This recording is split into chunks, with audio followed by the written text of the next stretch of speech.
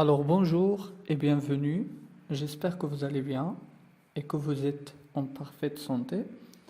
Donc, dans cette leçon, on va parler de quelques figures de style que l'on appelle les figures d'analogie. Donc, tout d'abord, qu'est-ce que ça veut dire les figures d'analogie? Qu'est-ce que cela signifie? Comme son nom l'indique, ce sont des figures où il y a une analogie, c'est-à-dire une comparaison, en quelque sorte un rapprochement entre les termes.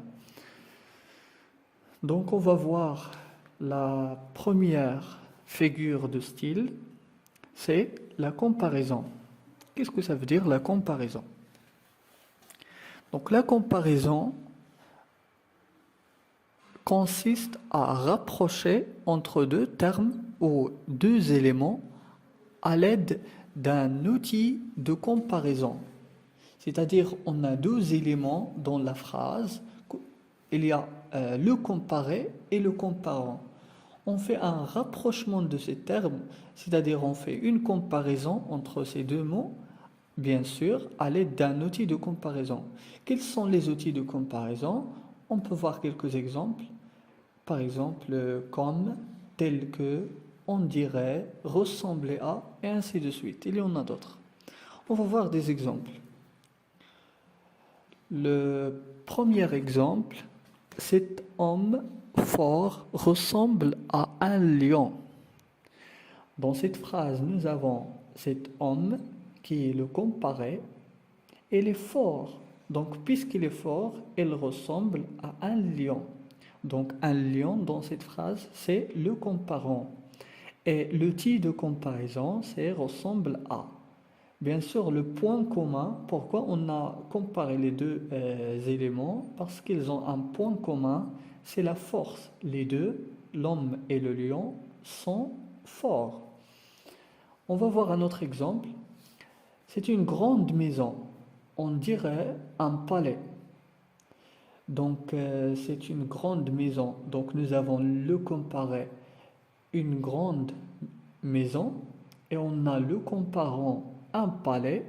Le point commun entre les deux, c'est la grandeur. Ils sont grands. L'outil de comparaison, c'est on dirait.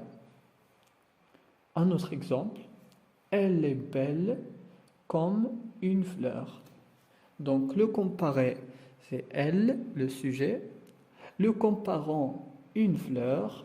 L'outil de comparaison, bien sûr, c'est comme. Le point commun entre les deux, c'est la beauté. Les deux, ils sont beaux.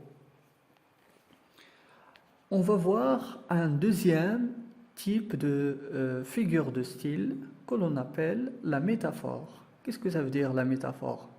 En fait, la métaphore, c'est presque ressemble un petit peu à la figure de style que nous avons vue tout à l'heure, à savoir la comparaison, sauf qu'il y a une petite différence. Regardez. Donc la métaphore, c'est un rapprochement entre deux termes sans outil de comparaison. Donc presque la même chose que la définition de tout à l'heure, sauf que ici on a sans outil. Il n'y a pas d'outil de comparaison. La seule différence entre la métaphore et la comparaison, c'est que dans la métaphore, il n'y a pas d'outil de comparaison. Quand on dit les outils de comparaison, par exemple comme ou bien tel que, on dirait, donc il n'y a pas d'outil. En fait, la métaphore, c'est en quelque sorte la comparaison, mais qui n'a pas d'outil de comparaison. On va voir des exemples. Donc ici, ma mémoire était une cire fraîche. On peut dire ma mémoire est comme une cire fraîche, mais il n'y a pas d'outil de comparaison. Comme, c'est pourquoi on va dire c'est une métaphore. Donc il y a le comparé, c'est ma mémoire, et là le comparant, c'est une cire, mais il n'y a pas d'outil de comparaison. On va voir un autre exemple. La terre est un vaste atelier où l'on ne chôme jamais.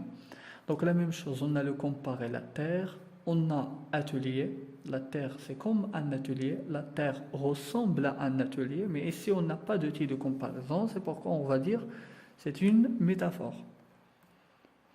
On va voir un troisième type de figure de style d'analogie, c'est la personnification.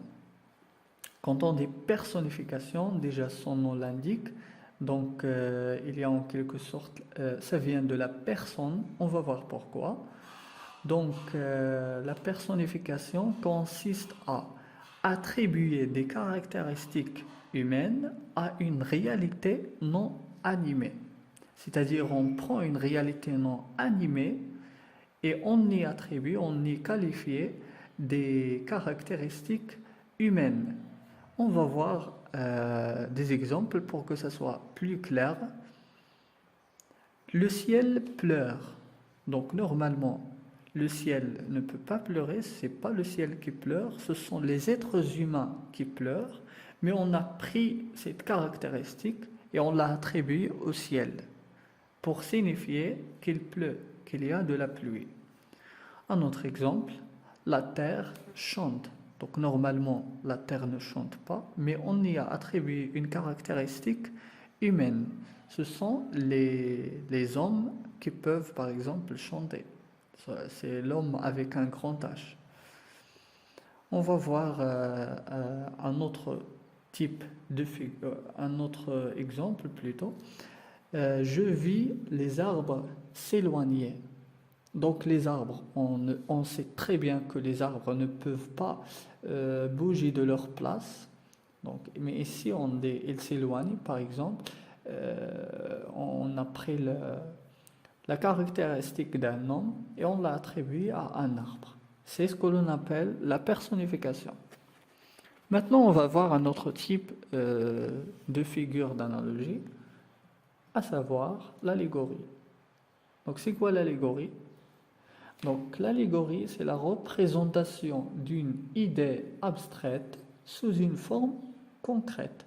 Donc, on représente une idée que l'on ne peut pas toucher, qui est abstraite, qui n'est pas visible, mais on la représente d'une manière qu'elle soit concrète, qu'elle soit comme si elle est touchable, comme si on peut la toucher. On va voir des exemples. La parole est d'argent. Donc la parole, c'est abstraite, on ne peut pas toucher la parole, mais on dit la parole est d'argent. Donc l'argent, c'est quelque chose qui est concret, on peut le toucher. La même chose, le silence est d'or. Donc le silence, c'est abstrait, d'or, l'or, c'est concret. Un autre exemple, je vis cette faucheuse. Donc la faucheuse, ça signifie la mort. C'est pas donc la faucheuse normalement ça signifie un outil que l'on utilise pour faucher les céréales, mais ici ça signifie la mort. La mort c'est une idée abstraite, mais la faucheuse c'est une forme concrète.